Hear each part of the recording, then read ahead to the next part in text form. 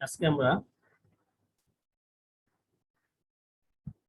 নবম শ্রেণীর, যদিও 9-10 এর বইটা একসাথে দুইটা ক্লাসের জন্য, সেজন্য শ্রেণী আমি নবম ও দশম দুইটাই লিখলাম। নবম ও দশম শ্রেণীর রসায়ন বিষয়ে অধ্যায় 3, যেটা পদার্থের গঠন, ওই চ্যাপ্টারটার একটা অংশ করব। টপিকসটা হচ্ছে রাদারফোর্ড পরমাণু মডেল ও বোর পরমাণু মডেল। এই দুইটা মডেল কি সে সম্পর্কে আমরা জানবো। তো দেখো, এখানে পরমাণু মডেল দুটা তোমাদের বইতে অতি সংক্ষিপ্ত আকারে উপস্থাপন করা হয়েছে। আমি প্রায় এটা বলি, তোমরা মাত্র কেমিস্ট্রির প্রথম অংশ, একবারে প্রাইমারি লেভেলে, এখানে তোমাদের সব টপিকস ডিটেলস দেওয়ার সুযোগ নেই। সেজন্য তোমাদের মনে প্রশ্ন জাগবে, একটু পরেই প্রশ্ন জাগবে, স্যার এটা কেন হলো, এটা কেন হলো, এটা কেন হলো। এই প্রশ্নগুলোর উত্তর দিতে দিলে বইটার কাঠামো অনেক মোটা হয়ে যাবে। সেজন্য ওরা কি করছে, ওদের ওয়ার্ড লিমিটেশনের জন্য বইটা শর্ট রাখছে, দায়িত্বটা টিচারের পড়ে গেছে। হ্যাঁ, ওটা ব্যাখ্যা দিতে হচ্ছে আমাকে। আমি চেষ্টা করব বিভিন্ন মাধ্যম থেকে ওই টপিকসটাকে ইজি করার জন্য কিছু আরো এক্সট্রা অ্যাড করার জন্য। তোমরা একটু মনোযোগ থাকো। দেখো, শুরুতে আমরা যদি পরমাণু মডেল সম্পর্কে জানি, যে পরমাণু মডেল কি, একটা পরমাণু গঠন বৈশিষ্ট্য কেমন, ইলেকট্রন কোথায়, প্রোটন কোথায়, নিউট্রন কোথায়, এগুলা ডিটেলস যে আলোচনাটা, এটা হচ্ছে পরমাণু মডেল। এর মধ্যে কয়েকজন বিজ্ঞানী মডেলগুলো খুবই গুরুত্বপূর্ণ ছিল। তার মধ্যে সবচেয়ে বেশি এই ইয়েটা হয়েছিল, গুরুত্বপূর্ণ ছিল রাদারফোর্ড পরমাণু মডেল এবং বোর পরমাণু মডেল। যদিও রাদারফোর্ড শুরু করেছিল, সবচেয়ে গ্রহণযোগ্য পুরাতন মডেল হচ্ছে রাদারফোর্ড, সেটা আমরা পড়ে থাকি। আর বোর হচ্ছে আধুনিক, সর্বাধুনিক যে পরমাণু মডেলটা, এই দুইটাই আমরা করব। শুরুতে আমরা রাদারফোর্ড পরমাণু মডেল আমরা দেখব। দেখো, এটা হচ্ছে রাদারফোর্ড পরমাণু মডেল। এখানে উনি 1911 সালে যে মডেলটা উপস্থাপন করেন, তার আগে উনি কিছু পরীক্ষা নিরীক্ষা করছেন। পরীক্ষা করার পরে উনি যে সিদ্ধান্তগুলো উপনীত হলো, এটাকে উনি পয়েন্ট আকারে উপস্থাপন করছে, ওইটাই তার মডেল। এখন উনি যে পরীক্ষাটা করছে, এটা একটু যদি তুমি না জানো, মডেলটা সম্পর্কে তুমি হুট করে কিছুই বুঝবে না। সেজন্য আমি যে পরীক্ষাটা উনি করেছে, এটা একটু একটু তোমাদেরকে দেখাই দিচ্ছি। এটা হচ্ছে শূন্যপাতে আলফা কণার পরীক্ষা। শূন্যপাত জিনিসটা কি, আলফা কণা পরীক্ষাটা কি, এটা আমরা একটু দেখব। দেখো, এখানে সেই পরীক্ষার একটা চিত্র দেওয়া আছে। এই যে রাদারফোর্ড কর্তৃক আলফা কণার বিচ্ছুরণ পরীক্ষা। এখন দেখো, এখন দেখো, এটা দিয়ে কিন্তু নিউক্লিয়াস আবিষ্কার হয়। উনি এটা কেন্দ্রটাকে নিউক্লিয়াস বলছে, এই জন্য তার মডেলটাকে নিউক্লিয়ার মডেলও বলা। তারপরে এটাকে উনি সৌরজগতের সাথে তুলনা করছে, এটাকে সৌর মডেলও বলা। উনি করছে কি, এটার মধ্যে আলফা কণার রশ্মিগুলো প্রবেশ করানো হয়েছে।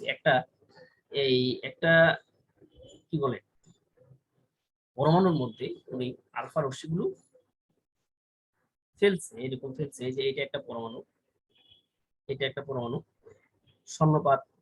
আর এটা হচ্ছে তার শেষ দিকে আরেকটা আস্তর, যেটা হচ্ছে জিঙ্ক সালফেটের আবরণ।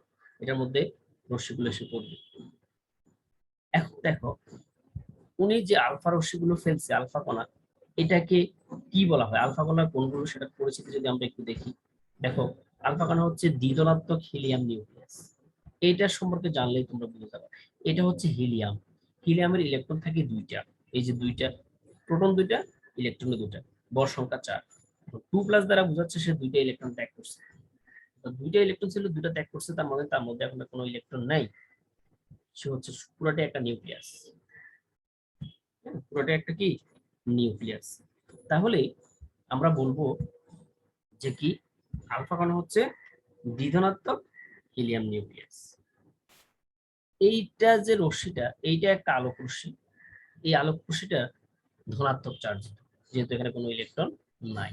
তাহলে এই ধনাত্মক চার্জিত রশ্মিটা উনি একটা পরমাণুর মধ্যে ফেলছে। ফেলার পরে কি হয়েছে, অধিকাংশ রশ্মি এই এই পরমাণুটা ভেদ করে চলে গেছে, এবং মাছ মাছ বরাবর কয়েকটা রশ্মি এদিক সেদিক এগিয়ে বেঁকে গেছে। আর ঠিক একটার মতো রশ্মি টোটালি বেগে চলে আসছে। এখন উনি সিদ্ধান্ত নিল, কি আমি ধনাত্মক রশ্মি ফেললাম, অধিকাংশ রশ্মি এটা ভেদ করে চলে গেল, তার মানে পরমাণুর অধিকাংশ অংশই তো ফাঁকা। এবং এবং কোনো এই ফাঁকার মধ্যে কোনো রশ্মিগুলোর কোনো বিকৃতি ঘটে নাই, কোনো বাধা পায় নাই, তার মানে কি এগুলাতে এই পরমাণুর যে ঋণাত্মক চার্জ এটা নিশ্চয়ই বাইরে আছে। আর যেহেতু মাঝামাঝি অবস্থানে কিছু রশ্মি বাধার সম্মুখীন পাইলো, তার মানে এখানে নিশ্চয়ই কোনো একটা বিকর্ষণ ঘটছে, তার মানে এখানে ধনাত্মক চার্জিত কোনো একটা বস্তু আছে, এরপর উনি এটার নাম দিলেন। এরকম উনি একটা ধারণা নেওয়ার পর উনি কতগুলো প্রস্তাবনা উপস্থাপন করেন, এটাকে বলা হচ্ছে তার তার কি পরমাণু মডেল, যেটা হচ্ছে রাদারফোর্ড পরমাণু মডেল। দেখো আমরা আমরা এই যদি পরমাণু মডেলটা দেখি, তোমাদের বইতে ওই পরমাণু মডেলটা পয়েন্ট করে দেওয়া নাই, শুধু 4টা বর্ণনা দেওয়া আছে, আমি এটা পয়েন্ট করছি তোমাদের বোঝার সুবিধার্থে। তোমরা যদি পয়েন্টগুলো মনে রাখো তাইলে বর্ণনাটা তোমাদের পড়তে সুবিধা হবে। শুরু থেকে আমি পয়েন্ট করছি কেন্দ্র ও ভর সংক্রান্ত, তার মানে এখানে কেন্দ্র ও ভর সংক্রান্ত কিছু কথা বলা আছে।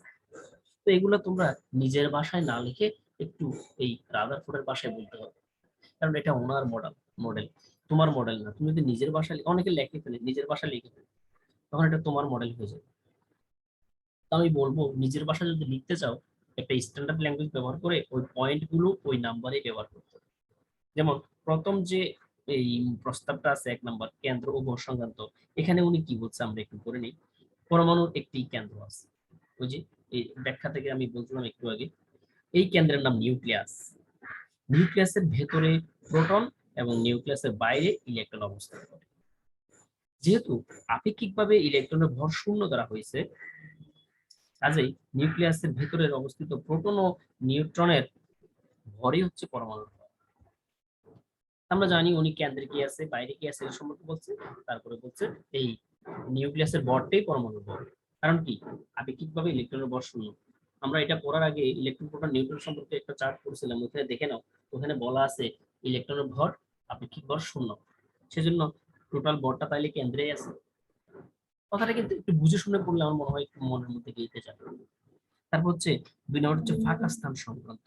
উনি যে কথাটা বলছে নিউক্লিয়াসটা যেহেতু অত্যন্ত ক্ষুদ্র এবং পরমাণুটার এই ভিতরের তাইলে বেশিরভাগ জায়গায় ফাঁকা। তারপর হচ্ছে চার্জ সংক্রান্ত, অর্থাৎ ধনাত্মক ঋণাত্মক আধান সংক্রান্ত উনি একটা কথা বলছে যে সৌরজগতে সূর্যকে কেন্দ্র করে বিভিন্ন কক্ষপথে যেমন ইলেকট্রন গুলো ঘুরে, তেমনি নিউক্লিয়াসকে কেন্দ্র করে বিভিন্ন কক্ষপথে ইলেকট্রন গুলো ঘুরে। বুঝছো, নিউক্লিয়াসকে উনি বলছে যে সূর্য, আর ইলেকট্রন গুলোকে বলছে উনি বিভিন্ন গ্রহ তো ঘুরতেছে। কোন পরমাণু নিউক্লিয়াসে যে কয়টি প্রোটন থাকে, নিউক্লিয়াসের বাইরে ঠিক সেই কয়টি ইলেকট্রন থাকে। দেখছো, তাহলে ইলেকট্রন সংখ্যা প্রোটন সংখ্যা যেহেতু সমান, তাহলে উনি বলছে ঠিক প্রোটনের মধ্যে যতটা সংখ্যা থাকবে ইলেকট্রন সংখ্যাও ঠিক ততটা থাকবে। যেহেতু প্রোটন ও ইলেকট্রনের চার্জ একে অপরের সমানুপাতিক। এখন প্রোটন হচ্ছে এই ধনাত্মক চার্জিত, এটা হচ্ছে ঋণাত্মক চার্জিত, তাহলে সংখ্যা সমান, তাহলে একটা ধনাত্মক সংখ্যা আর একটা ঋণাত্মক সংখ্যা কাটাকাটি হয়ে যাবে। তাহলে বলছে যতটা ধনাত্মক চার্জিত প্রোটন ততটা ঋণাত্মক চার্জিত ইলেকট্রন বাইরে আছে। এই মানগুলো একে অন্যের সমানুপাতিক, সেজন্য পরমাণুর সামগ্রিকভাবে কোনো চার্জ থাকে না, চার্জ নিরপেক্ষ। যখন তারা ইলেকট্রন আদান প্রদান করে, যখন ইলেকট্রন দিয়ে দেয় তখন ধনাত্মক চার্জ হয়, যখন ইলেকট্রন গ্রহণ করে তখন ঋণাত্মক চার্জ হয়। তার মানে কি আয়ন হইলে চার্জ আসবে, কিন্তু সামগ্রিকভাবে একটি পরমাণু চার্জ নিরপেক্ষ। কেন? ধনাত্মক চার্জ যতটা থাকে ঋণাত্মক চার্জ ততটা। এই কথাটি উনি এখানে বলছেন। তারপর হচ্ছে কেন্দ্রমুখী ও কেন্দ্র বিমুখী বল সংক্রান্ত, অথবা আকর্ষণ বিকর্ষণ বল সংক্রান্ত। আচ্ছা, এই যে উনি বললো যে নিউক্লিয়াসের বাইরে যে এই কক্ষপথ গুলো আছে এর মধ্যে ইলেকট্রন গুলো ঘুরে, আসলে এটা কোনো কি রাস্তা? এটা কোনো রাস্তা নয়, এটা ওরা নিজেরা ঘূর্ণনের একটা অদৃশ্য জায়গা করে নিচ্ছে। এখানে কোনো রাস্তাও নেই, কোনো সুতাও নেই, কোনো প্রকার এক বাধাও নেই, ইলেকট্রন গুলো কিভাবে এরকম একটা ফাঁকা জায়গায় ঘুরতেছে। একইভাবে আমাদের গ্রহের কথা চিন্তা করো, সূর্যকে চারিদিকে গ্রহগুলো ঘুরতেছে, এখানে কোনো রাস্তা নাই, কোনো কিছু নাই, তাহলে কিভাবে ঘুরতেছে ওরা? গ্রহগুলো বা এই নক্ষত্রগুলো একে অন্যকে একটা আকর্ষণ দ্বারা। এখানেও একেবারে মোটামুটি এরকমই একটা বিষয়, যে ইলেকট্রন গুলো যখন ঘুরে তখন সে বাইরের দিকে একটা আকর্ষণ বল অনুভব করে, যার নাম হচ্ছে কেন্দ্র বিমুখী বল, বাইরের দিকে একটা কথা মনে রাখবা, ইলেকট্রন গুলো কখনো স্থির থাকে না। এটা বৃত্তাকার পথে নিউক্লিয়াস চারদিকে ঘুরতেই থাকে, যেমন পৃথিবী সূর্য চারদিকে ঘুরতেই থাকে। তাহলে এই ইলেকট্রন গুলো যখন ঘুরে, যে কোনো একটা ঘূর্ণমান বস্তু কিন্তু বাইরের দিকে একটা বল অনুভব করে। তুমি একটা এই লাঠি ধরে চারিদিকে ঘুরতে থাকো, হঠাৎ করে হাত থেকে লাঠিটা ছুটে গেলে তুমি কিন্তু দূরে ছিটকায় পড়বা। এটা কেন? বাইরের দিকে একটা বল তোমার অনুভব, বাইরের দিকে একটা বল সৃষ্টি হবে বলে এই জন্য। তাহলে ইলেকট্রন গুলো ঘূর্ণনের ফলে বাইরের দিকে একটা বল অনুভব হয়। আবার ইলেকট্রন ঋণাত্মক কিন্তু প্রোটন ধনাত্মক বা কেন্দ্র ধনাত্মক, এই ঋণাত্মক ধনাত্মকের কারণে কেন্দ্রের দিকে একটা আকর্ষণ বল কাজ করে। তাহলে ইলেকট্রন গুলো কেন্দ্রের দিকে থাকে একটা আকর্ষণ বল, বাইরের দিকে থাকে একটা বিকর্ষণ বা কেন্দ্র বিমুখী বল ঘূর্ণনের কারণে। এটা হচ্ছে ধনাত্মক ঋণাত্মক চার্জের কারণে, এটা হচ্ছে সেই ঘূর্ণনের কারণে। এই দুইটা বল পরস্পর সমান, এই জন্য তারা নির্দিষ্ট কক্ষপথে ঘুরে। এই কথাটা হচ্ছে 4 নম্বর পয়েন্টে তোমাদের বইতে আরো একটু শর্ট করে বলা। এইটা হচ্ছে রাদারফোর্ডের পরমাণু মডেল। তো এই মডেলটার উপর এখন যদি আমরা পর্যালোচনা করি, এর কিছু গুরুত্ব আছে। এটা সবচেয়ে প্রথম দিকের মডেল। তারপরে এর কিছু সীমাবদ্ধতাও আছে, সীমাবদ্ধতাটা বেশিই থাকবে যেহেতু প্রথম দিকের মডেল গুরুত্বটি বেশি থাকে। এর উপর ভিত্তি করে আরো বিজ্ঞানীরা বিভিন্ন মডেল উপস্থাপন করেন। এইগুলো একটু পড়বো তোমরা, সীমাবদ্ধতা গুলো। তারপর আমরা দ্বিতীয় মডেলে চলে যাচ্ছি। আমাদের দ্বিতীয় গ্রহণযোগ্য মডেল হচ্ছে বোর পরমাণু মডেল। বিজ্ঞানী বোর এটা প্রস্তাব করেন কত সালে বলতে পারবে? 1913 সালে, যে সালে রবীন্দ্রনাথ নোবেল প্রাইজ পেল। এই যে বোর পরমাণু মডেল, ওনার মডেলের প্রস্তাবনাগুলো কি কি ছিল আমরা এটা একটু দেখবো। তো বোর পরমাণু মডেল সবচেয়ে গ্রহণযোগ্য মডেল যেহেতু লেটেস্ট, উনি এখানে ওনার প্রস্তাবনায় 3টা পয়েন্ট আছে। এখানেও তোমাদের বইতে মনে হচ্ছে পয়েন্ট করা নাই, আমি পয়েন্ট করে দিছি। এখানে বলা আছে কক্ষপথ বা শক্তি স্তরের ধারণা। তাহলে উনি প্রথম কক্ষপথ বা শক্তি স্তর সম্পর্কে ধারণা দেন। ইলেকট্রনের কৌণিক ভরবেগ সম্পর্কে ধারণা, এই ঘূর্ণায়মান ইলেকট্রনের একটা গাণিতিক সূত্র দেন যেটাকে কৌণিক ভরবেগের সূত্র বলা হয়, এটা উনি দিচ্ছে। তারপর হচ্ছে শক্তির শোষণ ও বিকিরণের ধারণা। এই 3টে ধারণা আমরা বোরের মডেল থেকে পাই। তো বর্ণনাগুলো যদি আমি তোমাদেরকে একটু বুঝিয়ে দিই তাহলে আমরা কি পাবো দেখো। শুরুতে হচ্ছে কক্ষপথ বা শক্তি স্তরের ধারণা। ঠিক আছে, উনি কক্ষপথ বা শক্তি স্তর সম্পর্কে বলছে।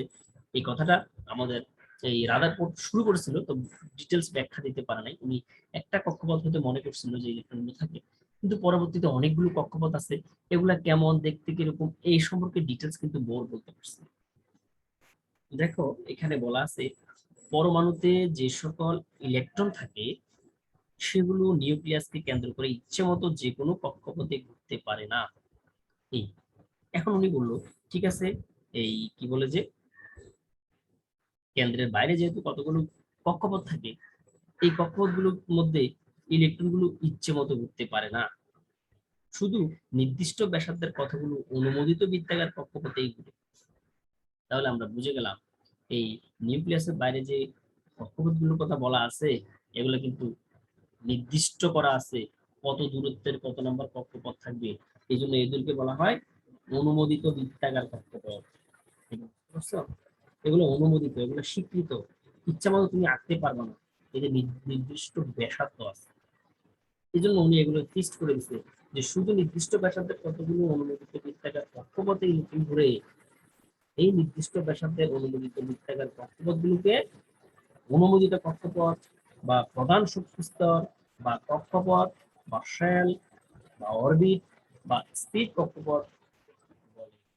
উনি এই কক্ষপথের কতগুলো নামকরণ করছে। এগুলো কি? এগুলো হচ্ছে অনুমোদিত কক্ষপথ বা প্রধান শক্তি স্তর বা শুধু কক্ষপথ বা শেল বা অরবিট বা স্থির কক্ষপথ, এদেরকে যেটাই তুমি বলো। এখন স্থির কক্ষপথে ঘোরার সময় ইলেকট্রন গুলো কোনো শক্তি শোষণও করে না, কোনো শক্তি বিকিরণও করে না, ওরা ওদের মতো করে ঘুরে। শক্তির বিকিরণ শোষণ কখন করবে 3 নম্বর পয়েন্টে আমরা পাবো, সেজন্য একটু ধারণা রাখছি যে ইলেকট্রন গুলো যখন নর্মালি নিউক্লিয়াস চারিদিকে একটা অনুমোদিত বৃত্তাকার কক্ষপথে ঘুরে, তখন তারা কোনো শক্তি শোষণও করবে না, বিকিরণও করবে না, তারা ঘুরতেই থাকবে। এই স্থির কক্ষপথকে এন দ্বারা প্রকাশ করা হয়, এটা গুরুত্বপূর্ণ, এটা দাঁড়াইতে পারে। এটা ছোট হাতের এন দ্বারা প্রকাশ করা হয়। এন এর মানে 1 2 3 4 হয়। এক হলে প্রথম শক্তি স্তর, দুই হলে দ্বিতীয় শক্তি স্তর, তিন হলে তৃতীয় শক্তি স্তর। এগুলো কাজে লাগবে একটু করে জানতে। এখন এই এন এর মান এক হলে এদেরকে আবার নতুন নামকরণ করা হয়, সেটা হচ্ছে শেল, যেটা বললাম। এই শেলগুলোকে ইংরেজি বর্ণমালা দিয়েও প্রকাশ করা হয়, যেটা কে দিয়ে শুরু, কে এল এম এন। এন এর মান এক হলে সেটা কে শেল বলা হয়। এন এর মান দুই অর্থাৎ দ্বিতীয় শক্তি স্তর হলে এল শেল বলা হয়। এন এর মান তিন অর্থাৎ তৃতীয় শক্তি স্তর, সেটাকে এম। এরপরে এন এর মান চার, চতুর্থ শক্তি স্তর হলে সেটাকে এন শেল। শেষ। প্রথম শক্তি স্তরে একটু যদিও আলোচনাটা বড়, কিন্তু একটু পড়লেই তোমার টপিকটা মনে চলে আসবে, যে কক্ষপথ বা শক্তি স্তর সম্পর্কে বলছে। যে বলছে নিউক্লিয়াসের বাইরে যে ইলেকট্রন গুলো থাকে ওরা নির্দিষ্ট কক্ষপথে ঘুরে, এগুলাকে অনুমোদিত বা বৃত্তাকার কক্ষপথ বলে, বা শক্তি স্তর বলে, বা প্রধান শক্তি স্তর বলে, বা শেল বলে, বা অরবিট বলে, বা স্থির কক্ষপথ বলে। এতে ইলেকট্রন ঘোরার সময় কোনো শক্তি শোষণ বিকিরণ করে না। এই স্থির কক্ষপথ গুলোকে এন দ্বারা প্রকাশ করা হয়। এন এর মানে 1 2 3 4 হতে পারে। 1 2 3 4 হলে যথাক্রমে কে এল এম এন শেল দ্বারা প্রকাশ করা হয়। তারপর দ্বিতীয় যে প্রস্তাবনা, সেটা হচ্ছে ইলেকট্রনের কৌণিক ভরবেগের ধারণা। এখানে একটু গাণিতিক আলোচনা আছে, যে কৌণিক ভরবেগ কাকে বলে। দেখো আমি তোমাদের জন্য একটু সুবিধা করে দিলাম কৌণিক ভরবেগ সম্পর্কে। এখানে একটা পয়েন্ট তোমার জন্য করলাম, আমরা ফিজিক্সে পড়ে থাকি যেটা, যে ভরবেগ কাকে বলে। নাম থেকেই বোঝা যায় ভরবেগ, বর ও বেগের গুণফল। আমরা ফিজিক্স যারা পড়ছি, খুবই সোজা জিনিস, পয়েন্ট দুটো ভর এবং বেগ সমীকরণ জানি। তাইলে ভরবেগ এটাকে সবসময় তোমরা দেখবা ফিজিক্স তোমরা এখন যা পড়তেছো, এটা সবগুলো হচ্ছে রৈখিক আলোচনা, রৈখিক বেগ, রৈখিক পথ, এরকম মানে সরল পথের আলোচনা।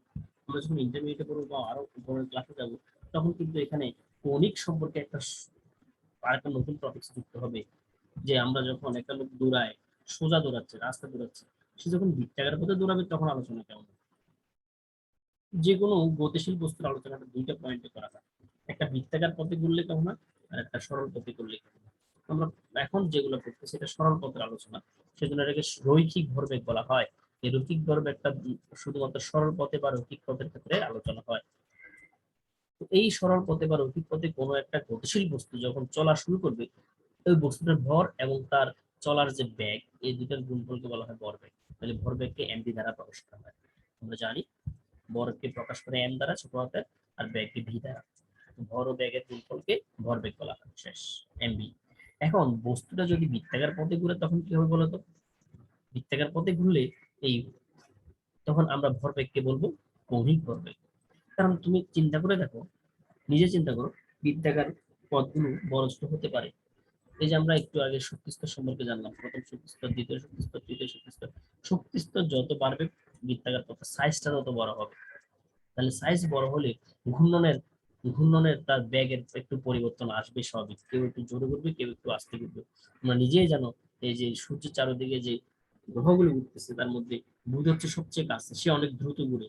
এটা ছোট জায়গা, কিন্তু সবচেয়ে দূরে যারা আছে ইউরেনিয়াস, সে একটু আস্তে আস্তে ঘুরবে তার জায়গা। সেজন্য যখন কৌণিক ভরবেগের কথা, বৃত্তাকার কথা আমরা আলোচনা করব, তখন কিন্তু আমাদের কৌণিক শব্দটা ব্যবহার করতে হবে। আমরা এখন বৃত্তাকার পথের আলোচনাতেই আছি, আমরা রৈখিক বা সরল পথে নাই। কেন? আমরা এখন পড়তেছি পরমাণু সম্পর্কে। পরমাণু কি রৈখিক পথের আলোচনা? পরমাণু কি সোজা? না, পরমাণু হচ্ছে বৃত্তাকার। বৃত্তাকার একটা যে বস্তু, তাহলে ওইখানে অবশ্যই আমাদেরকে ভরবেগ না বলে কৌণিক ভরবেগ আসতে হবে। তাহলে কৌণিক ভরবেগ জিনিসটা আমরা এখন আইডিয়া নিব ভরবেগ থেকে। ভরবেগ যেহেতু বড় বেগের গুণফল, আর কৌণিক ভরবেগ হবে জাস্ট বৃত্তাকার পথের একটা ব্যাসার্ধ গুণ করতে হবে একসাথে, যে কত নম্বর ব্যাসার্ধ থেকে সে ঘুরতেছে, 1 নম্বর নাকি 2 নম্বর। সেজন্য কৌণিক ভরবেগ বলা হয় ভরবেগ এবং বৃত্তাকার পথের ব্যাসার্ধের গুণফল। তাহলে ভরবেগ ঠিক থাকবে, সঙ্গে থাকবে বৃত্তাকার পথের ব্যাসার্ধ আর। তাহলে কৌণিক ভরবেগকে আমরা প্রকাশ করব এম বি আর দ্বারা। হয়ে গেল। তাহলে বলছি এই যে এই কৌণিক পথের ব্যাসার্ধ, এই তাহলে আমরা ইলেকট্রনের কৌণিক ভরবেগ সম্পর্কে ধারণা পেলাম। তাহলে আমরা দ্বিতীয় প্রস্তাবনায় বোর কি বলছে? বোর বলছে যে এই কোন শক্তি স্তরে ইলেকট্রনের কৌণিক ভরবেগ, হ্যাঁ, কোন একটা নির্দিষ্ট শক্তি স্তরে ঘূর্ণায়মান ইলেকট্রনের কৌণিক ভরবেগ এমবিআর সমান কার সমান হয়? এনএইচ বাই 2 পাই এর সমান হয়। এনএইচ বাই 2 পাই, এটা একটা এটা একটা ধ্রুবক রাশি। তাইলে প্রথম শক্তি স্তরে কোনো একটা ইলেকট্রন যদি ঘুরে তার মান কণিক ভরের মান বেগটা এত হয়। আবার দ্বিতীয় শক্তি স্তরে কোনো একটা ইলেকট্রন যখন ঘুরবে তার কণিক ভেগের ভরবেগের মানটা এত হয়। তৃতীয় শক্তি স্তরে কোনো একটা এই ইলেকট্রন যখন ঘুরবে তখন তার কণিক ভরবেগের মানটা এই এত হবে। এখন মানগুলো কি? এম তো হচ্ছে বল ইলেকট্রনের, বেগ হচ্ছে ইলেকট্রনের, বি হচ্ছে ইলেকট্রনের বেগ, আর হচ্ছে বৃত্তাকার পথের ব্যাসার্ধ, এন হচ্ছে তোমার 1 2 3 4 5, প্রথম শক্তি স্তর হলে 1, দ্বিতীয় শক্তি স্তর হলে 2, এইচ হচ্ছে প্লাঙ্কের ধ্রুবক। এইটা একটু মনে রাখবা, ফিজিক্স এটা তোমাদের অলরেডি থাকে প্লাঙ্কের ধ্রুবক। আর পাই এর মান তোমরা জানো। তাহলে হয়ে গেল, এটা একটু মনে রাখবা, এটা দিয়ে গাণিতিক কিছু সমস্যার সলিউশন করতে হয়, সেজন্য এই সমীকরণটা একটু মনে রাখবা। তাহলে প্রথমে কক্ষপথ বা শক্তি স্তর সম্পর্কে বলছে, তারপরে কণিক ভরবেগ সম্পর্কে বলছে উনি, যে কোন একটি বৃত্তাকার পথে ইলেকট্রনের ঘূর্ণায়মান ইলেকট্রনের কণিক ভরবেগ ইকুয়াল টু nh/2π এর সমান। এখানে প্রতিটি পরিষ্কার দিবে। তারপর হচ্ছে শক্তি শোষণ ও বিকিরণের ধারণা। এবার আসছে কখন শক্তি শোষণ ও বিকিরণ করবে এই ইলেকট্রন গুলো। আমরা একটু আগে জানলাম নির্দিষ্ট কক্ষপথে যখন ইলেকট্রন গুলো ঘুরে তখন কোনো শক্তি বিকিরণও করে না, শোষণও করে না, সেটা প্রথম ধারণায় পাইলাম। তার মানে কি, কখন শক্তি শোষণ বিকিরণ করবে? যখন সে নির্দিষ্ট শক্তি স্তরে থাকবে না, আগে পরে চলে যাবে, আগে পরে চলে যাবে। হুম, একটা শক্তি স্তর থেকে আরেকটা শক্তি স্তরে চলে যাবে যখন, তখন তার মধ্যে হয়তো তার কি বলে ইয়ে আসতে পারে, এই শোষণ বিকিরণের তার ইয়ে হতে পারে। যেমন এখানে আমি একটা চিত্র দেখাচ্ছি তোমাদেরকে, দেখো এই ইলেকট্রন গুলো যখন যখন নিম্ন শক্তি স্তর থেকে উচ্চ শক্তি স্তরে যায় তখন শক্তি শোষণ বিকিরণ করবে, অথবা নিম্ন শক্তি স্তর থেকে যখন উচ্চ শক্তি স্তরে আসবে তখন শক্তি শোষণ বিকিরণ করবে। তাহলে আমরা যদি এগুলো একটু দেখি,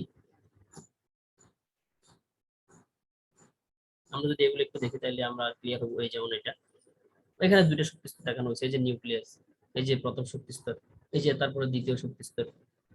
তাহলে প্রথম শক্তি স্তরকে এন দ্বারা প্রকাশ করা হয়, এন এর মান 1 হলে প্রথম শক্তি স্তর বললাম, এন এর মান 2 হলে দ্বিতীয় শক্তি স্তর বললাম। তাহলে প্রথম শক্তি স্তরে ইলেকট্রন গুলো যখন ঘুরে তখন তাদের মধ্যে যে শক্তি থাকে তাকে E1 বলো, E1 প্রথম শক্তি স্তরের প্রথম কক্ষপথের শক্তি, আর E2 হবে দ্বিতীয় দ্বিতীয় কক্ষপথের শক্তি। অবশ্যই প্রথম শক্তি স্তর থেকে দ্বিতীয় শক্তি স্তরের শক্তি বেশি হবে, অর্থাৎ যত শক্তি স্তর বাড়বে ইলেকট্রন গুলোর শক্তি তত বেশি হবে। তবে তুমি দেখো, যখন সে কম শক্তি স্তর থেকে বেশি শক্তি স্তরে যাবে তখন তার শক্তি লাগবে লাগবে সেজন্য বলা হয় তখন শক্তি সে শোষণ করে নিল, শক্তি শোষণ। এই যে E2 minus E1, E2 minus E1, E1 এর শক্তি বেশি না, তাইলে E2 থেকে E1 মাইনাস করতে হবে। অর্থাৎ ইলেকট্রন গুলো যখন সর্বনিম্ন শক্তি নিম্ন শক্তি স্তর থেকে উচ্চ শক্তি চলে যায় তখন শক্তি শোষণ করে, কারণ এখানে থাকতে তার যে শক্তি লাগবে উপরের শক্তি স্তরে তার বেশি শক্তি লাগবে, তাহলে ওইখানে যাইতে হলে কিছু শক্তি শোষণ করে নিতে হবে, সেজন্য শক্তি শোষণ। একটু ইজিলি চিন্তা করো তাহলে পারবা। অথবা কোন একটা ইলেকট্রন যখন উচ্চ শক্তি স্তর থেকে নিম্ন শক্তি স্তরে আসে তখন সে শোষণের শক্তি বিকিরণ করে দেবে। কারণ কি, এই এই শক্তি স্তরে থাকতে তার শক্তি কম লাগবে, কিন্তু এখানে যখন যখন সে আগের শক্তি স্তরে আসে তখন তো তার শক্তি বেশি আছে, তাহলে বেশি থেকে কমের দিকে আসলে কিছু সে ছেড়ে দেয়, কিছু ছেড়ে দেয়, ছেড়ে দেওয়াটা হচ্ছে বিকিরণ, আর কিছু গ্রহণ করাটা হচ্ছে শোষণ। এইটাই তো কথা। তাহলে আমরা শিখে গেলাম যে ইলেকট্রন যখন নিম্ন শক্তি স্তর থেকে উচ্চ শক্তি স্তরে যায় তখন শক্তি শোষণ করে, আর উচ্চ শক্তি স্তর থেকে যখন নিম্ন শক্তি স্তরে যায় তখন শক্তি বিকিরণ করে। এই শক্তি কি, শক্তিগুলো আলোক রশ্মি আকারে শোষণ বিকিরণ করে, এই জন্য তখন একটু আলোক রশ্মি দেখা দেয়, বুঝছো? এগুলা আলোক শক্তি আকারে শোষণ বিকিরণ করে। এবার আমরা যদি আমাদের এই ইয়েতে চলে যাই, বর্ণনাতে চলে যাই, যে শক্তির শোষণ ও বিকিরণের ধারণা, শক্তি শোষণ ও বিকিরণের ধারণা। এখানে এখানে কি বলছে তোমরা দেখো, আমি বলতেছি যে কোন প্রধান শক্তি স্তরে ইলেকট্রন ঘোরার সময় ইলেকট্রনের কোন শক্তি শোষণ ও বিকিরণ করে না, তবে ইলেকট্রন যদি নিম্ন শক্তি স্তর থেকে উচ্চ শক্তি স্তরে যায় তখন শক্তি শোষণ করে, এই যেটা একটু আগে বললাম। আবার যখন ইলেকট্রন উচ্চ শক্তি স্তর থেকে নিম্ন শক্তি স্তরে আসে তখন শক্তি বিকিরণ করে, অর্থাৎ ছেড়ে দেয়। এই কথাটা একটু বললেই। তো আমি এখানে গাণিতিক একটা রূপও দাঁড় করেছি, যে যখন সে যখন সে উচ্চ শক্তি স্তর থেকে নিম্ন স্তরের দিকে যাচ্ছে, এই যে E2 থেকে E1 এর দিকে যাচ্ছে তখন শক্তি ছেড়ে দিবে বিকিরণ, কারণ E2 শক্তি বেশি। আবার যখন সে E1 থেকে E2 তে যাচ্ছে, অর্থাৎ নিম্ন শক্তি স্তর থেকে যখন উচ্চ শক্তি স্তরে যাচ্ছে তখন তার শক্তি লাগবে, শোষণ করে নেয়, কারণ E2 শক্তি বেশি। ঠিক আছে, আমি এখানে পয়েন্ট আকারে আলোচনা করলাম, বর্ণনাটা তোমাদের বইতে আছে, এটা দেখে নেবা। এই হচ্ছে আমাদের মূল আলোচনাটা, এই দুইটা পরমাণু মডেল সম্পর্কে যে আলোচনার কথা বললাম এটা হচ্ছে তার মূল আলোচনা। আর আমরা আমরা যদি আরো দেখি,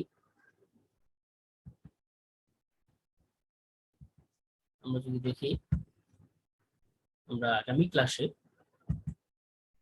ক্লাসে ইলেকট্রন বিন্যাস তোমাদেরকে যেটা বললাম, এই ইলেকট্রন বিন্যাস সম্পর্কে আমরা আগামী ক্লাসে পড়বো। তো আমি একটু আইডিয়া দিয়ে দিচ্ছি তোমরা কিসের প্রিপারেশন নিয়ে আসবে। তোমরা এখান থেকে অবশ্যই একটু প্রিপারেশন নিয়ে আসলে হয়তো ভালো হবে। সেটা হচ্ছে এই পরমাণু মডেলগুলো তো পড়বাই, মডেলগুলো পড়ার পরে আমি এসপিটিএফ এর ধারণাটা একটু দিয়ে দিচ্ছি, যে পুরাতন ইলেকট্রন বিন্যাসে আমরা কি করতাম, 2, 8, 18 এইভাবে পড়তাম। এই যে 2, 8, এই যে প্রথম শক্তি স্তর, দ্বিতীয় শক্তি স্তর, তৃতীয় শক্তি স্তর, ইলেকট্রন বিন্যাস কিভাবে করতাম, প্রথম শক্তি স্তরে 2টা, তারপর হচ্ছে 8টা, তারপর 18টা, এইভাবে যেতাম। এখন আসলে এইভাবে ইলেকট্রন গুলো এত 2টা 8টা এইভাবে কিভাবে থাকে, একটা শক্তি স্তরে এতগুলো ইলেকট্রন থাকে না, এগুলো বন্টিত অবস্থা থাকে। প্রথম শক্তি স্তরটাকে আমি একটা ভাগে ভাগ করলাম শুধু 1s, দ্বিতীয় শক্তি স্তরটাকে 2টা ভাগে ভাগ করলাম 2s 2p, 3 নম্বর শক্তি স্তরটাকে 3টা ভাগে ভাগ করলাম 3s 3p 3d, 4 নম্বর শক্তি স্তরটাকে 4টা ভাগে ভাগ করলাম 4s 4p 4d 4f। তার মানে এসপিডিএফ আকারে ভাগ করছি, শুরুটা হলো এস, আর 2টা হলো এসপি, 3টা হলো এসপিডি, 4টা হলো এসপিডিএফ। তাহলে প্রথম সূত্রে 2টা ইলেকট্রন থাকে তোমরা জানো, সেজন্য এস এর মধ্যে 1 2 1 2 1 2 দিব। কিন্তু 2 নম্বর শক্তি স্তরে থাকে যে 8টা, তো 8টা প্রথমে একটা, এরপরে 2টা, এরপরে 3টা, এগুলো আবার কিভাবে বিভক্ত হয়ে থাকে দেখো তোমরা। যেমন 6টা থাকলে 2টা 4টা, 7টা থাকলে 2টা 5টা, 8টা থাকলে 2টা 6টা। হ্যাঁ, এরপরে যখন আমরা পরের শক্তি স্তরে চলে যাব তখন আবার 3s 3p 3d এভাবে নিতে হবে। তাহলে তুমি দেখো, আমি যদি একটা দেখাই, এটা যদি দেখাই, দেখো এটা কিভাবে দেখানো হচ্ছে। এই নিয়নের ইলেকট্রনের আগে কেমনে করতে, 2 8, এখন কেমনে করবা, এটাকে লিখবা 1s2, এটাকে লিখবা 8টাকে ভেঙে 2 ভাগ করো, s এর মধ্যে সর্বোচ্চ 2টা থাকে, p এর মধ্যে সর্বোচ্চ 6টা থাকে। তো 2s 2p যখন শেষ, 2s 2p যখন শেষ, তখন আমি পরবর্তী শক্তি স্তরে চলে যাচ্ছি, তার মানে 3s টাকে আবার নিতে হবে। একটা বিষয় মনে রাখবা, কোন অরবিটালে কয়টা ইলেকট্রন থাকে এটা একটু মনে রাখবা। এখানে আমি লিখে দিছি, এস এ সর্বোচ্চ 2টা থাকে, পি তে 6টা, এস এ 2টা, পি তে 6টা, ডি তে 10টা, এস এ 2টা, পি তে 6টা, ডি তে 10টা, এফ এ 14টা। আর এই যে ঘটনাটা এখানে দেওয়া আছে, এই দেখো 2 8 18 32, এটা কিভাবে বিশ্লিষ্ট হয়েছে। এস 2 হচ্ছে এস, এই 8 হচ্ছে এসপি, তারপরে এসপিডি, তারপরে এসপিডি। তো ঠিক আছে, আমাদের আজকের আলোচনা এখানেই থাকলো। আমরা পরবর্তীতে আবার এর পরের অংশ নিয়ে আলোচনা করব। সে পর্যন্ত সবাই ভালো থাকো।